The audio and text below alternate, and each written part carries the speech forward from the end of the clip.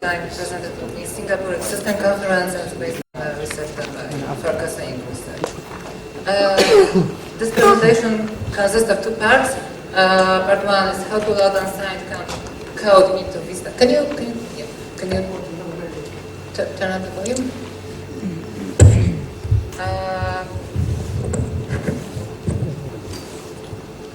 I'm sorry.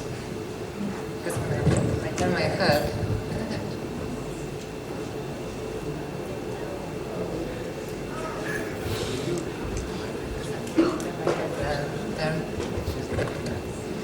So the first part is how to load unsigned code into Vista kernel, 64-bit edition, bypassing driver's signing policy.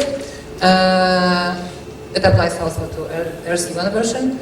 And the second part is how to abuse hardware virtualization technology on AMD processors to create undetectable malware. First part.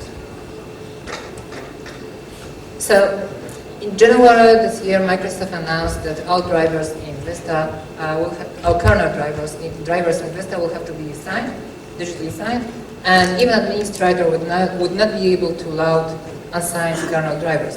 And the official explanation, reasoning behind this was that this is to for security reasons, right, and to prevent kernel malware from loading.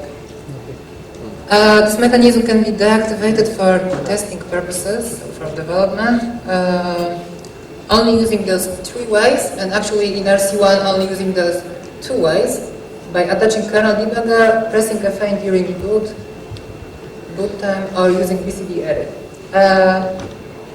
Actually, on my build 5600, I was not able to use F8 option, so only one was available for me. Anyway, this mechanism is not supposed to be disabled it's designed in such a way that the user is not supposed to disable it, no matter if it's admin or not. Okay, so how to bypass this? Well, first we should notice that Vista allows, like any other Windows version, like Windows XP or 2000, allows user mod application to open raw disk access to disk sectors. We can use this to document API calls for getting access to raw disk sectors. So, among other things, this allow us to, for example, read page file contents. So this means that we can read and write, right? So we can also read and modify the contents of some of the memory pages which were paged out from kernel, right? Which might contain some driver's kernel code, among other things. This is all very documented behavior, so we are not using any undocumented hacks here. We are not using it. This sounds very simple, but we have some challenges here. First is how to make sure that the interesting code from kernel driver, which we would like to modify, is going to be how to force this code to be paged out to page file where we can modify it. So the next question is, the next challenge is how to find that code inside page file and how to modify it in such a way that when it will be loaded again, it will do something for us. The next challenge is how to actually cause that this code, how to force Windows to load this code again and to execute it. And yeah, this is the third and fourth challenge. So how to force drivers to be paged? It's a very simple way. Just we need to allocate lots of memory for our user mod process. I stress the user mod process is just enough for this. So we can use virtual allo, for example, a documented API call. And the system will try to do its best to allocate as much physical memory for this virtual memory allocation as possible. At some point, it will mean that the system will start to page out some driver's code to page file. So what's going to be paged now? Of course, some unused kernel drivers. In this picture, we can see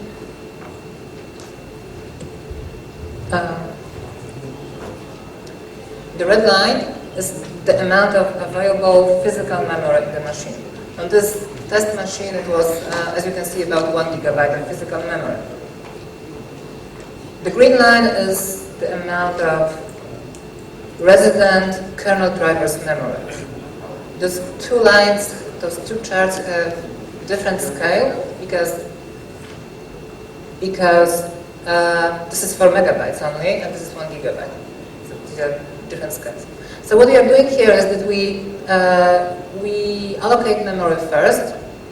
As you can see, the drivers, the amount of resident drivers that is untouched because the system has enough physical memory to back up the virtual memory request to the physical memory.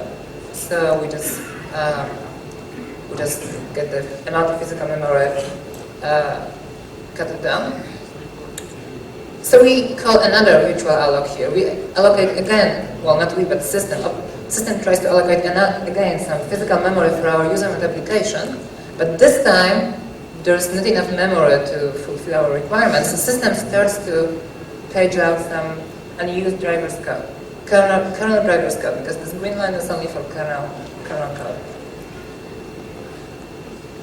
and so on, until some point where, even though we paged out everything, there's no physical memory available. In this case, system will not be able to back up the virtual memory with physical memory, so we started using page file extensively, but this is not interesting for us. The interesting thing for us is to reach this point, so we can be sure that as many kernel drivers as possible were just paged out. What can be paged out? All pageable sections of kernel drivers, code sections usually. And those sections are recognized by having their section name starting with page, P-A-G-E for characters. And secondly, of course, page pool, so all the dynamic data allocated by drivers can be paged out.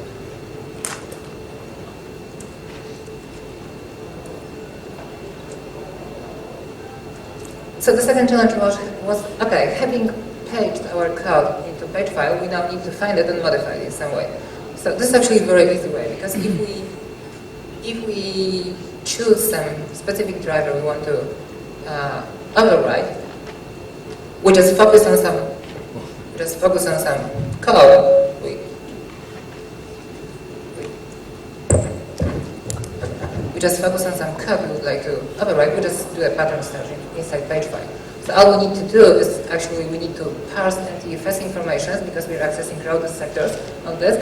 We need to find all the sectors or clusters actually which belong to page file and do a simple pattern search for code which we would like to override. Having the victim drivers code overwritten, what we would like to do next is to somehow force system to load this driver from page file again into memory and execute it. And in this example,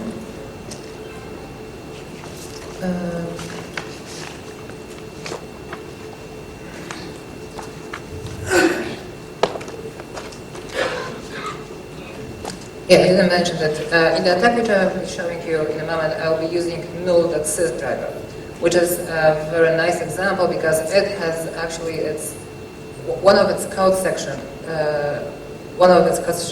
is pageable, and the section which is pageable is actually a section which contains the code of dispatch driver routine. So this is very nice for us because all we need to do to force kernel to load this driver again and to execute the code is actually to call the create file with the argument being one of the driver's object. And I will leave it as an exercise for the audience to find out what objects can be used here. So putting it all together, allocate lots of memory to custom assigned drivers to be paged out, replace the page out code with some shellcode, and then ask the kernel to call this driver code, which allows us to execute our arbitrary code into kernel.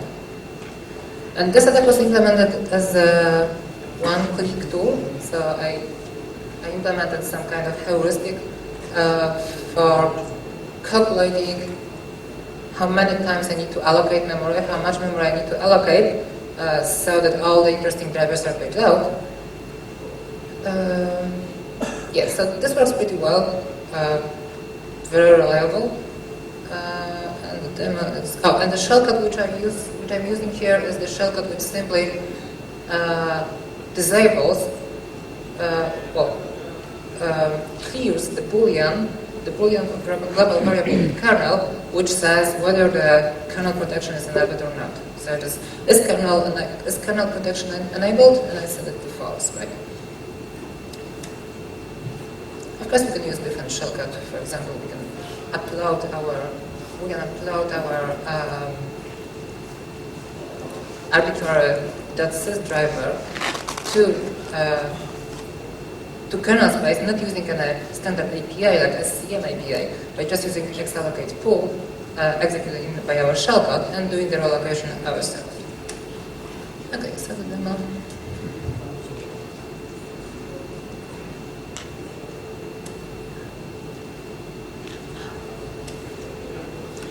So we see this was taken on Vista Beta 2, but it works exactly the same on Vista RC1. So I'm showing first that I'm trying to load unsigned module, that's the debug view from sysinternas, whatever. You can see that the debug view driver cannot be loaded because it's not signed, right? So it doesn't work. So now I'm starting kernel strike is the name of the exploit. And started allocating lots of memory, as you can see, 3 gigabytes already.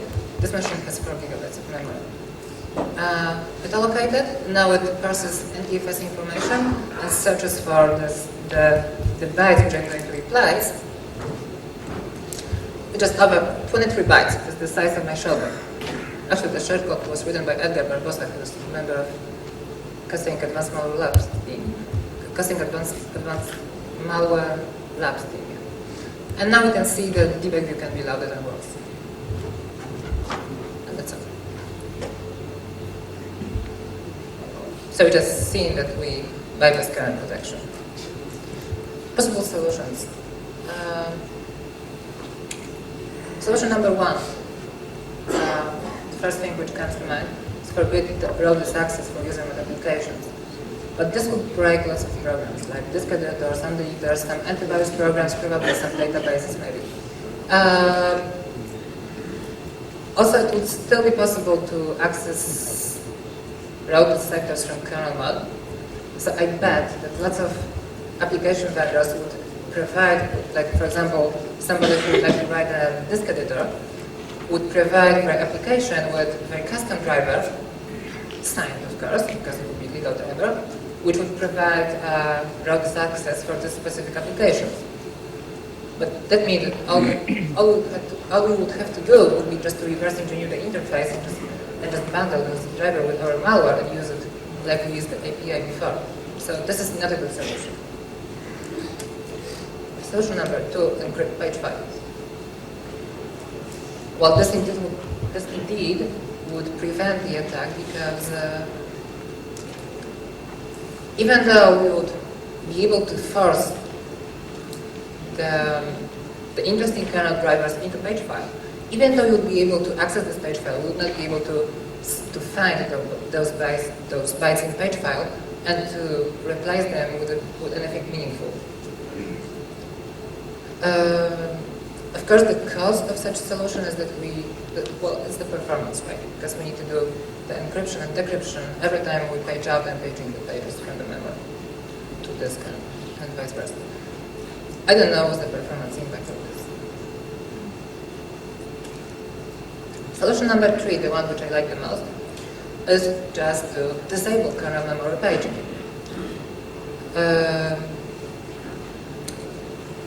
I talked to some Microsoft engineers, and they told me that they estimate that the amount of pageable code and data in kernel is about 80 megabytes. So that would mean that at worst, we would be wasting like 80 megabytes of physical memory. But on the other hand, it's like, do we really need to care about this 80 megabytes? It's just nothing, right? And of course, we solve the problem because it's not possible to force kernel to page something on disk and to modify it there. Yet another solution which was pointed out by some of the OpenBSD NetBSD developer was what they did a few years ago in their NetBSD is that something similar to encryption, but instead of encrypting pages, just to calculate hash of the page before it is going to be written to the page file, and keep the database of page files in kernel memory. So just before it's going to be paged in, we actually check the hash. I like the most this solution with disabling kernel memory paging, just because it's, well, there's no performance impact at all. It's like there's no real explanation for saving 80 megabytes of memory. This is just nothing, right? And this is the easiest way. And actually, you can disable kernel memory paging in Vista or in any other Windows, starting from Windows 2000, I think, just by setting some register key to 0. But this is not a complete solution to this problem, because as you remember, what Microsoft told us is that this mechanism is not supposed to be disabled by user. But of course now, a smart user can disable kernel mode paging, but then attacker can just set this value to 1, reboot the machine, and just use this attack to load anything they want. So in short, Microsoft just disable kernel memory paging, right? You need to push on that, really. So I presented this attack 2 months ago at Cisco conference in Singapore, and still in Vista RC1 they didn't do anything about it. Okay, but again for this part, so I think Microsoft did a good thing about this, that they came up with this protection. After all, in other operating systems we usually don't have any kind of such protection. I mean, once you're an administrator, you just can load anything you want. So what Microsoft did, they effectively sandboxed or limited. They effectively made administrator not a real administrator, right? Somebody a little bit below administrator. Well, this is probably a good choice when we consider a standard user, like normal people, not technical, right? Who are not knowledgeable enough to deal with mechanisms like secure level, which are available in BSD kernels. And also it should be mentioned that the famous secure level mechanism in BSD was also an attack was found how to bypass it. And it was presented a few months ago at Concept West by some French researchers. So in short, it's very difficult to implement 100% reliable kernel protection for a general purpose operating system. However, knowing this attack, knowing that everybody knows this attack right now, and knowing how simple it is to implement this attack, and knowing how simple it is to actually deal with this attack, just disable kernel memory paging. This is a very good situation now. Well, it would be a very good situation if Microsoft didn't do anything about it. Just because Microsoft forced all kernel drivers developers to use the signing process. So every kernel driver developer is supposed to buy a certificate and is supposed to deploy driver signing for driver development, right? So this is how annoying, right? This means cost and some time waste. And actually at this time, and the official explanation for this was this is for security. So if this really improves security, I say, okay, if I was a kernel driver developer, I would say, okay, I would be happy to spend this money and time on doing this. But now what we have now is like the bad guys can just use this method of page file attack, can have their code loaded into kernel for free, right? While the legitimate driver developers just need to do all this annoying stuff. Okay. Now we're going to part 2. Any short questions to this part? Excuse me. Uh-huh. Does enabling the BitLocker technology actually solve the problem? I haven't tested this against BitLocker, but one more thing I forgot to mention, which is connected to this, is and I said encrypt page file. And actually, as you see, you can actually enable page file encryption in Vista, I think starting from beta 1. And I think it was implemented just to support BitLocker or something, right? And you can actually do this manually in some obscure register key, right? I don't know the performance impact of this, but you can do this. But the point is, this thing and this kernel paging, disable of kernel memory paging is not set on by default. So nobody would actually bother to set it on, right?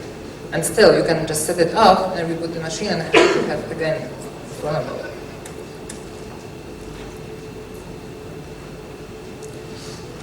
Okay, another question? Oh, okay, let's go to part 2. So well, I've spent some years researching rootkit technologies on Linux and Windows, and what we have had so far was something I call invisibility by obscurity, which means that all the current malware, like stealth malware, is based on a concept. Once you know the concept, you can detect it. For example, if you take full rootkit, okay, it's undetectable.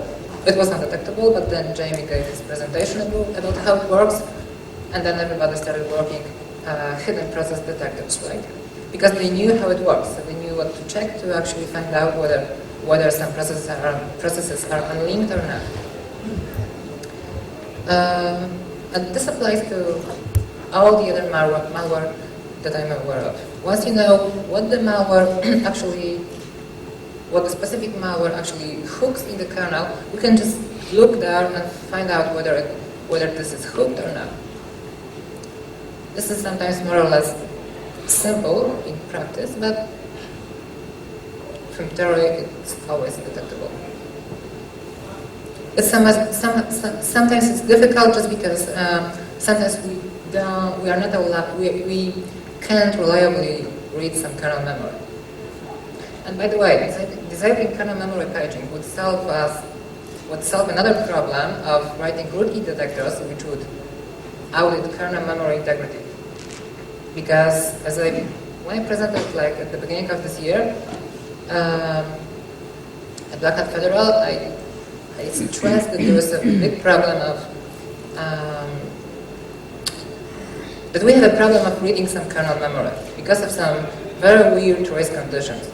Disabling kernel memory paging would solve most of those problems. Okay, anyway, so we have malware which is based on a concept. So now we imagine a malware which is not based on a concept. Imagine malware which I'm going to tell you how it works, but still we cannot just read the memory and detect it, right?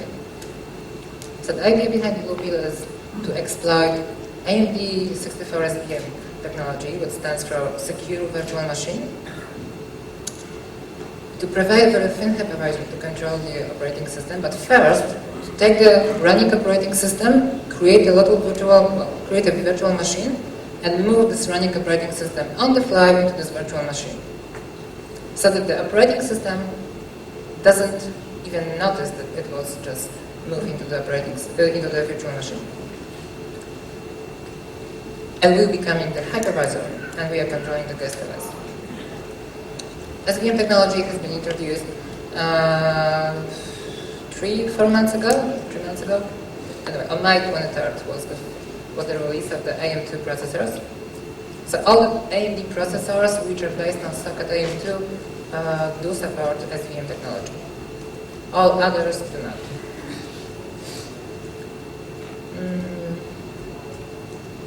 The hardware was available in June in Poland. So it's available right now, pretty much everywhere. SVM is a set of additional instructions which can be used to implement this secure virtual machine, as AMD call it.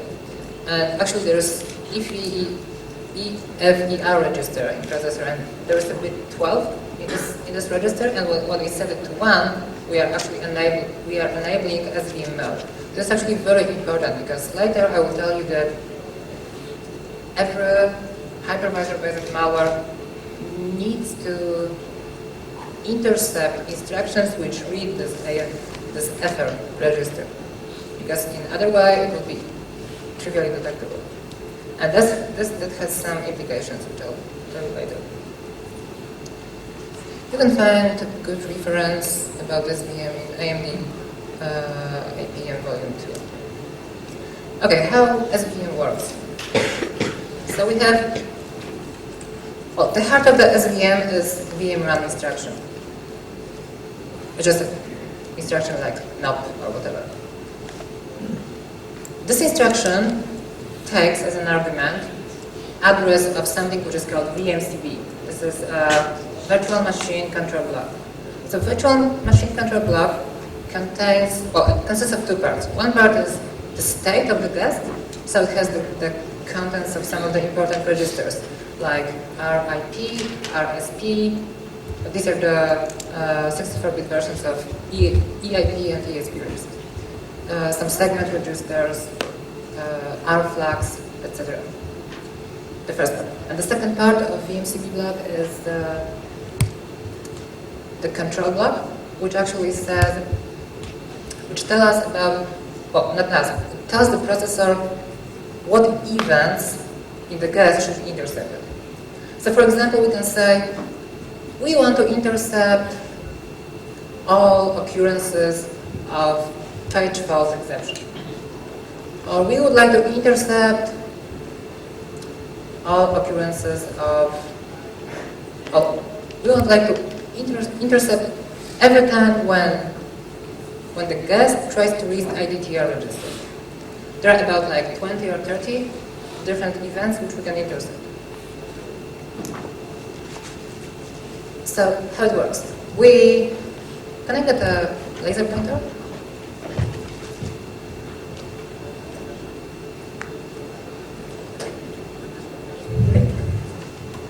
So, it's okay. So, we are executing some code, right? We are executing some code, and suddenly there's VM run instruction. This instruction reads this VMC block. Is it okay or not? Yeah, it's better, right? And so this instruction takes this VMC as an argument and creates a virtual machine. Creating virtual machine is pretty similar to just calling a function. So you can think of VMrun. You can think of VMrun just if it was a call instruction, right? So.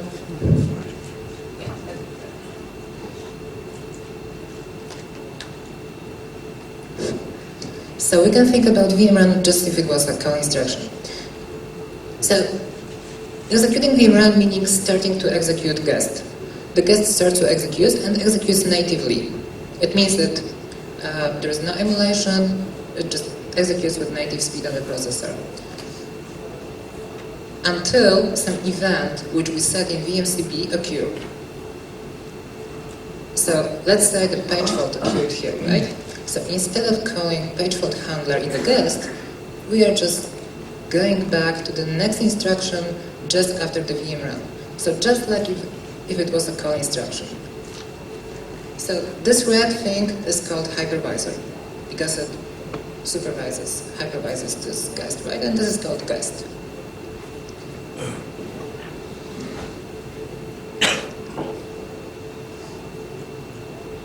So what we can normally we just do some processing, like okay, it was page fault, so we do some tricks, and then we loop here and execute VMrun again, and the guest continues there, right? And of course we can have like many guests. So for example, every time slice we execute different guests. Okay, so that was how we should use SVM extension, and this is how actually we would like to use it to create Bluepill. It looks like this. We are the operating system. At some point, operating system, I don't know, got infected or something, so that somebody managed to call, well, let's say Bluepill function, right? So until this moment, we are inside the native operating system. Everything is like normal, right? What happens now? We go to this function, which first enables SVM, so it just sets the 12th bit in the FA register, so it enables the SVM mode of the processors. Then it prepares VMCB in quite a tricky way. The tricky way is that we copy the contents of this guest state. Well, this guest state, we pretty much copy everything, except for a couple of things, and one of the most important things we do differently is we set RIP register to actually point to the red instruction from this function. And now we're executing VM run instruction. So what happens now? Well, the processor reads VMCP contents, creates a virtual machine, and is going to start executing guest code, the code of the virtual machine, starting from RIP register. So starting from return. So starting from here. So we had native operating system, it called the blue pill at some point in time, and then we executed return. Return just here, and the operating system continues to execute. But now it executes inside virtual machine. But of course it doesn't know, it was just moved to the virtual machine. Okay? So, on this picture, there was like native machine, it called VM run, this became guest, and this became hypervisor, right? And on this picture, we do the reverse. We had native, we called VM run, and this became guest. And this thing here becomes hypervisor. So this red thing is actually blue pill hypervisor. So whatever event we are going to intercept in the guest is going to, we are just going back here, and we, in our blue pill, can actually decide what to do with this. So, hypervisor, virtual machine. Okay. The most important idea behind blue pill is that it works on the fly, which means that no boot sector modifications, no BIOS modifications, nor any other disk or any other persistent modifications are required. And of course, reboot is not required to have it working. Well, this means that blue pill is not a persistent malware, so it disappears when you power down the machine. But this is not a problem in many cases, just because, well, if we consider servers infections, servers are very rarely powered down, right? Also, if we consider client machines, for example, Vista, the power off button, which everybody is going to press, is not actually powering down, it's just putting it in a sleep mode. And also, we can do something which Microsoft guys did from Microsoft Research, which I'm going to tell you later. We can actually implement emulated restart events and shutdown events. Okay, the word emulated is a bad word here. What we can try to do is to have our hypervisor restart our guest, so the guest will do the full restart, but the hypervisor will stay, right? And we can, of course, we can intercept shutdown events, and we can instead do the sleep. So as I said, Subvert was the name of the rootkit, virtualization-based rootkit, which was created by Microsoft Research and University of Michigan at the beginning of this year, as far as I remember. Can you do something with the echo? Can you do something with the echo? So Subvert uses commercial VMM like virtual PC or VMware to run the original OS inside a virtual machine. There are three important differences between Subvert and Bluepill. The first difference is that Subvert is on the left, Bluepill is on the right. That Subvert is a permanent rootkit.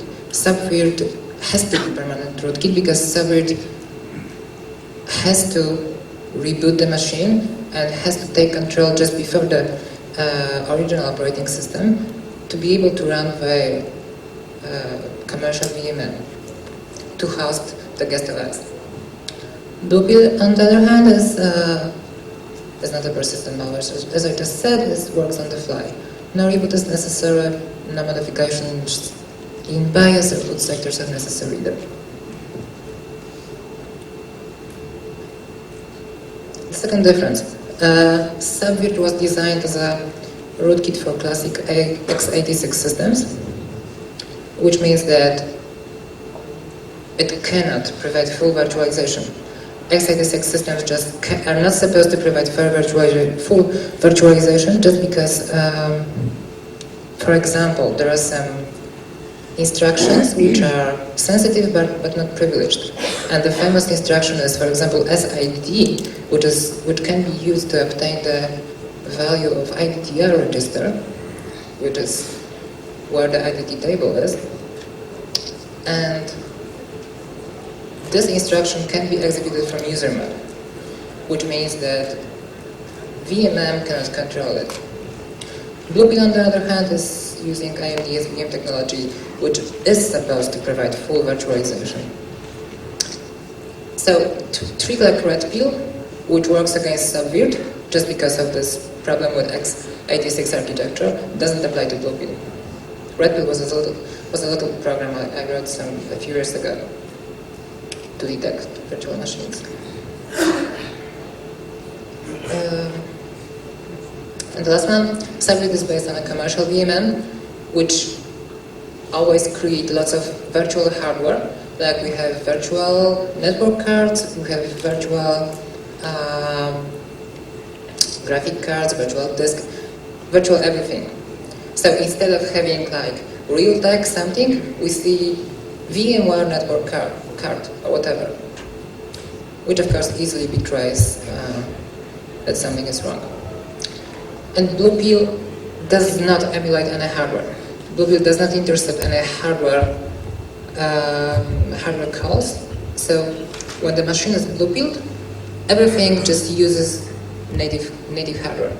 So we don't have to care about. Let's say the machine which are going to Bluepill has some new 3D graphics card. If the native operating system supports this card, if there is a driver for it, once we install the Bluepill, still the card could be used with native speed. So what happens when you install Bluepill inside another system which is already Bluepilled, which is a system which is already Bluepilled, right? So how to handle nested virtualization? This is important because if we didn't handle nested virtualization, that would mean that it would be very trivial to detect a Bluepilled system just by trying to create a test virtual machine, and if the test failed, that would mean that we are compromised. So how to handle this?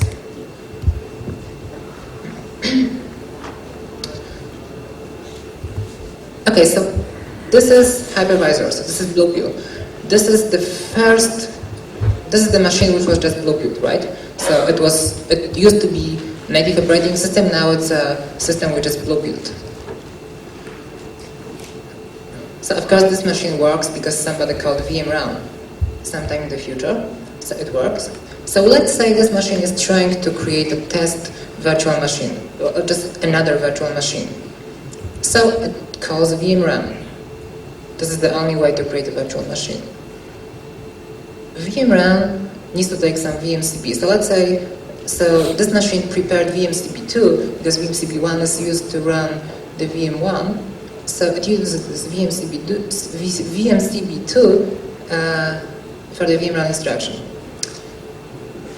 Instead of allowing this machine to just run this instruction, we are intercepting vmrun. So we are landing here. We find out, hypervisor, so Bluepill finds out that the vmrun was called from a guest. vmrun looks what was the argument. It was vmcp2, the address of vmcp2. So what it does now, it calls vmrun. This time it's called by hypervisor, but the argument points again to the vmcp2. So it calls vmrun on behalf of this guest, effectively creating a second virtual machine. And let's say that this machine sets some event to be intercepted here. So we got this event here, and we have intercept. So of course, instead of landing in this machine, we are going back to the hypervisor. But now hypervisor realizes that this was an intercept from the second virtual machine. So what it does, it resumes the VM1 from this point, right? So that the guest thinks that the intercept just brought execution just to the next instruction of the VM run.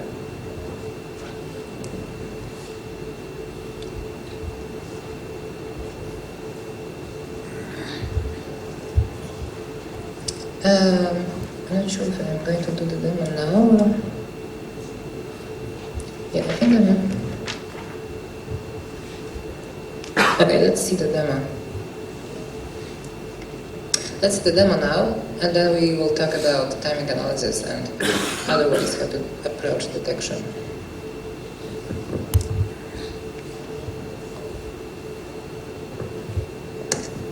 So we have Vista Beta 2. I'm showing you the hardware which is used, so we can see that, for example, some Realtek network card is used, NVIDIA GeForce is used as a graphic card, just to show you that after I install Bluepill it will be the same. As you can see, I run kernel strike first to be able to load some code into kernel, and I'm running. Oh, yeah, I'm sorry. Did I tell you what delusion?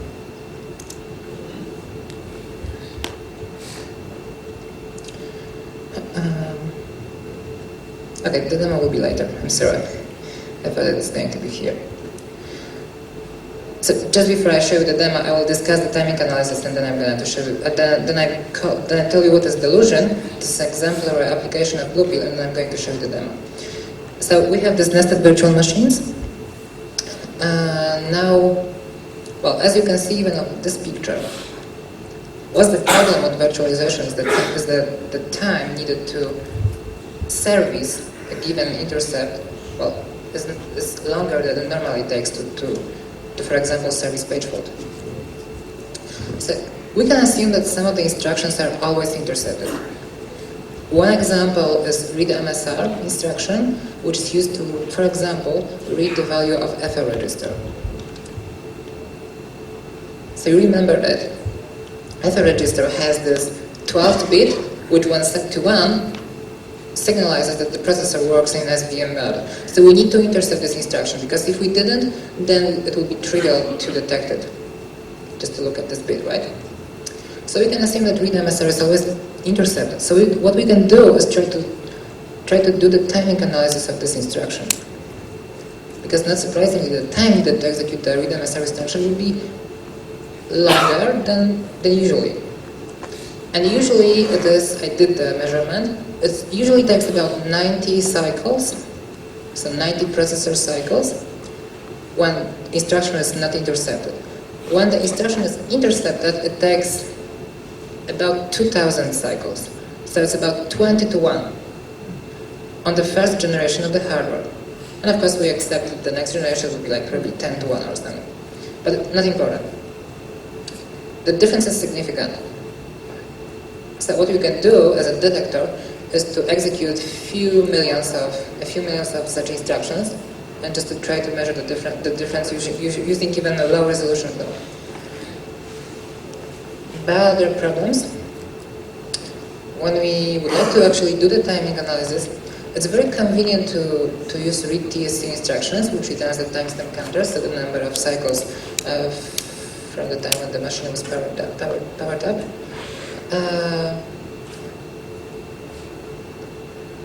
Sorry, the first problem is that actually we don't have a baseline to compare it, right? So we can measure the timing, that the timing was like, I don't know, 200 microseconds. But we don't know the real processor speed. We don't know, okay, does it mean that the processor was so fast and this is intercepted, or the processor is slow and that's actually unintercepted?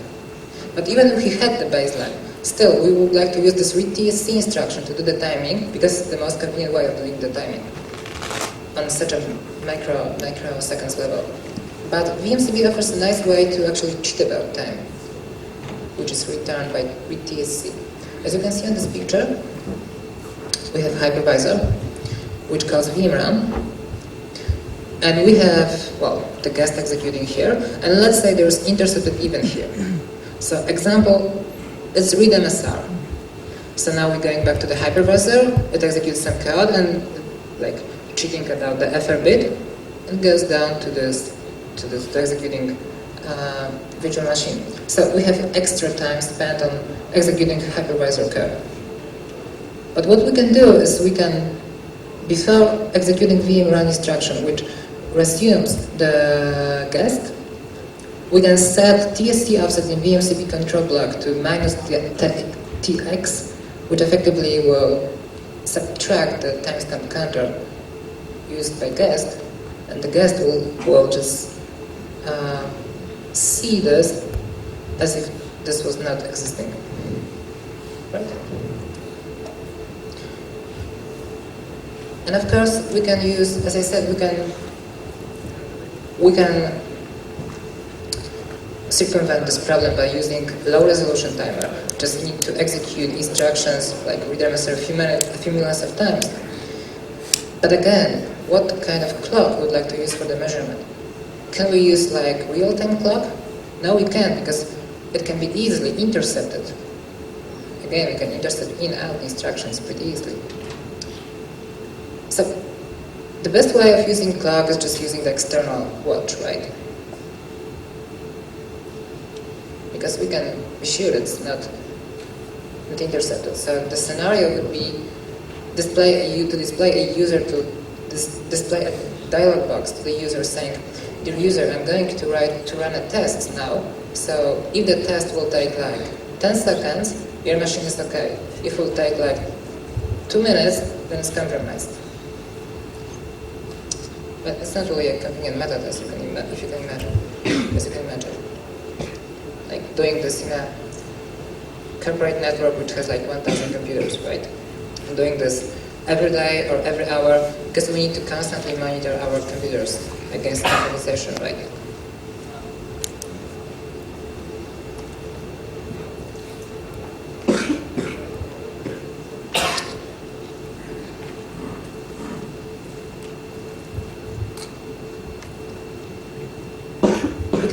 Some people say that we can use, well, instead of using watch, we can use external network time protocol, NTP, right, to do the measurement. But again, we cannot use just a standard NTP, which is just a standard protocol, because the packets are well documented, so the packets can be just easily intercepted by the hypervisor, and the time can be just adjusted, so we can rely on NTP.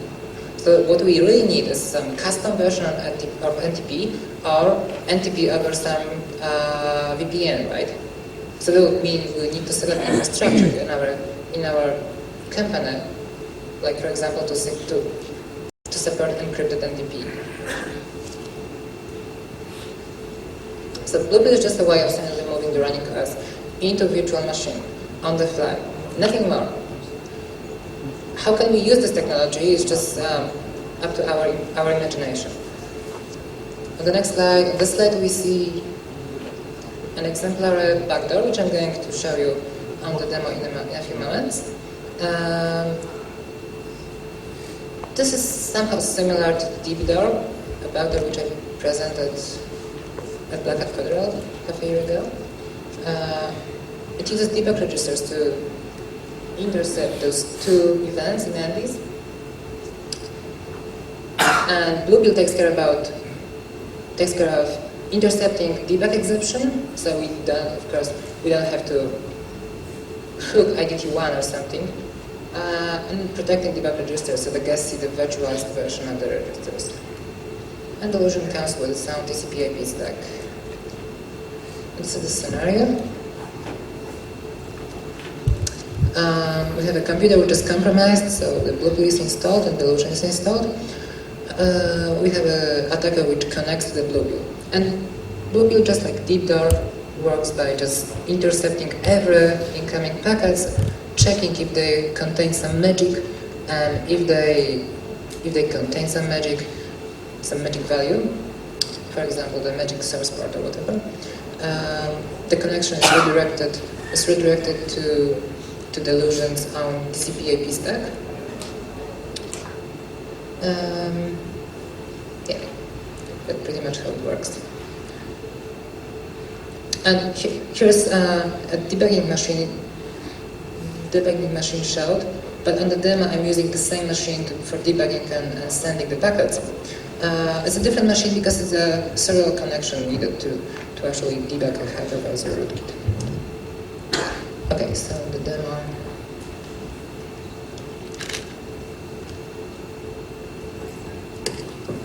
So again, you see original hardware in this machine, like Realtek, NVIDIA, whatever. Now I'm going to route Delusion, which is a Bluebill supported malware. Have you seen anything? Nothing. The system was just moved on the fly into virtual machine. This is what happens on the debug machine. We see that FL register, the 12th bit was set to 1, the SVM was enabled. That's not really interesting for us. Okay, this was displayed from the code executing inside the matrix, so inside the virtual machine.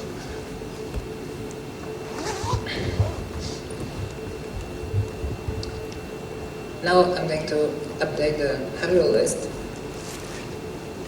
and you actually see exactly the same hardware. And if it was a real machine, if it was a real demo, I would be able to show you how the 3D chess, in Vista there are 3D chess, very cool, included, and how they actually work with a native speed in 3D. This is very cool. So we see that the IP of this machine is 1.206.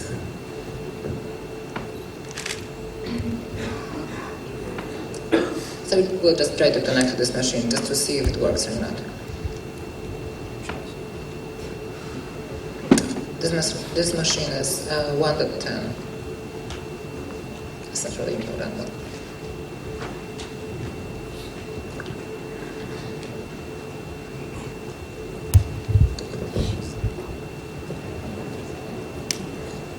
so we are sending some magic UDP packet to 1.206 machine, so the machine which is blue-pilled, to port 139, for example, whatever, doesn't matter. Okay, it was sent. Something should have appeared here. Yeah, it sometimes enter needs to be pressed here. So magic key was received. Because there is a bug here, it was displayed 2 times. So now we're going to send, now we're going to connect using magic port 10, source port, to this compromised machine, port 445, which is normally used for SMP protocol. We see that our Delusion banner was displayed here.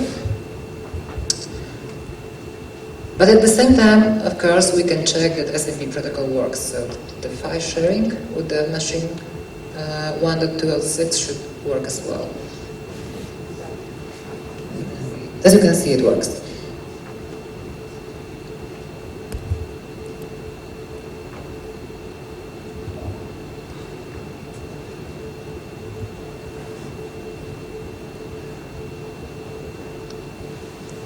One more interesting thing. After a few minutes, we get this interesting message. MSR FL read from some location. Real value is of course 5D01, but what guest sees is 4D01 with the bit cleared. And actually, if we allow this machine to run for a few hours, we will get those MSR FL reads every few minutes, like 5 minutes, 10 minutes, from random locations, trying to read this FR value. And of course this is PatchGuard, which is try to verify the system, and among other things it just try to read FR register. Of course we don't care about PatchGuard. PatchGuard is another kernel protection introduced in 64-bit versions of Windows, starting from XP64 and 2003-64. It's going to protect vital structures inside kernel. It's actually a very good thing, but actually we completely don't care about PatchGuard here. We completely bypass it because we are above PatchGuard, right? PatchGuard is executing in a virtual machine, so we just don't care about it. But actually PatchGuard is a good thing for other usages. Somebody laughed? Why did you laugh? Because you completely subverted it with this. Because PatchGuard is actually not supposed to stop kernel malware. Well, Microsoft says it is supposed to stop kernel malware, but I don't see it this way. PatchGuard is supposed to stop legitimate applications like firewalls, rootkit detectors, whatever, antivirus scanners, whatever, from using rootkit-like technologies, which is very bad because they introduce lots of chaos into kernel, making the detection very hard.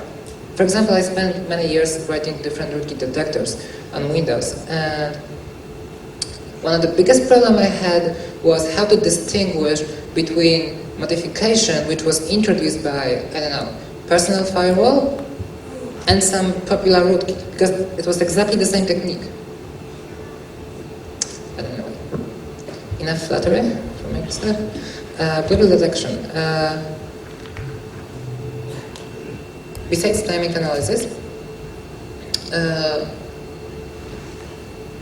another thing is what is really hidden here. I distinguish between, I define two levels of stealth. Level number one is just that the blue pill or the malware is undetectable even though the concept is known. So this is what I just showed. Level number two is that is undetectable even though the code is publicly known. So of course level number two is about avoiding signature-based detection. Because what we have with the blue pill number one, the blue pill which I just showed you, which I just have implemented, is that we have kernel and we have blue pill here, right? And there is completely no interaction between them. If we take any other kind of malware, there is always some hook. There is always some modification in, I don't know, linked list or whatever. There's always some interaction between malware and kernel. In this example, there is kernel and there is blue pill somewhere in memory. It could be just a JPEG image, but it actually is a code of blue pill, but we cannot distinguish it, right? Because we don't know the code.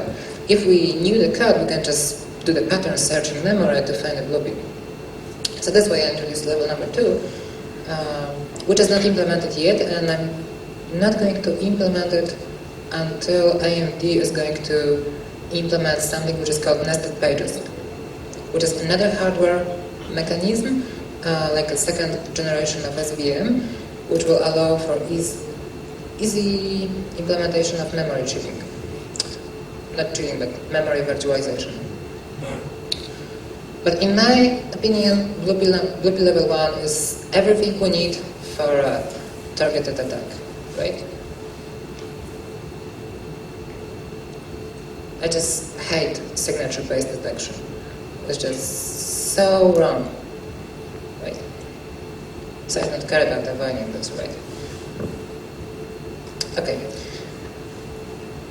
Generic blue pill detection, we are forgetting about timing analysis because, as I said, it's not practical because there are lots of problems like distributing trusted time source and also we're working about in COSync, we're working about avoiding timing detection at all, but this is another story. So forgetting about timing analysis. If we could come up with a generic program to detect blue pill, that would mean that SVM doesn't offer full virtualization, doesn't provide full virtualization, right? Because that would mean that we could be able to create a program which would behave differently on a native machine and virtualization and virtual machine. That would effectively mean that that we don't have full virtualization. There's another question, whether we really need this or not, right? I'm not saying that 100 virtualization is something we really need. It has some advantages and disadvantages, like disadvantages is this, right? But anyway, if you want full virtualization, then we can detect blue pill, and vice versa. But to be fair, AMD doesn't claim full virtualization, unless it's a secure VM, but everybody believes it's a full virtualization.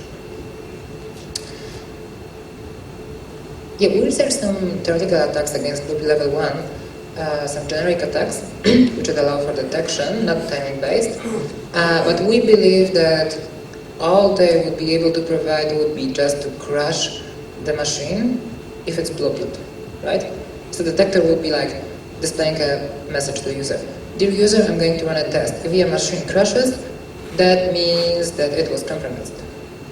If not, it was not. Better than nothing.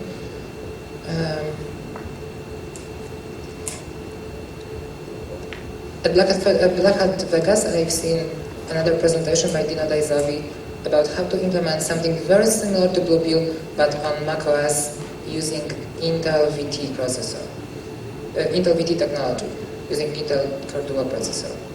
So it is possible. However, there are some differences between VTX and AMD SVM. It's believed that SVM offers more features. I doubt that Bluepill Level 2 will be able to implement Bluepill Level 2 on Intel VTX. That's probably too early to say for sure. Prevention. So everybody says now, okay, the easiest prevention is just to disable disable virtualization in BIOS. Well, first of all, in my test machine, which I bought in June, I don't have this option, right? But I heard some people on Intel machines can disable virtualization in BIOS. Yeah, that'll prevent Bluepill, of course, but it's kind of stupid, in my opinion, because those people just spent years designing those new virtualization technology. We have this new shiny processor supporting this. We are buying this, and all we do with this is just to disable this new functionality, right? So,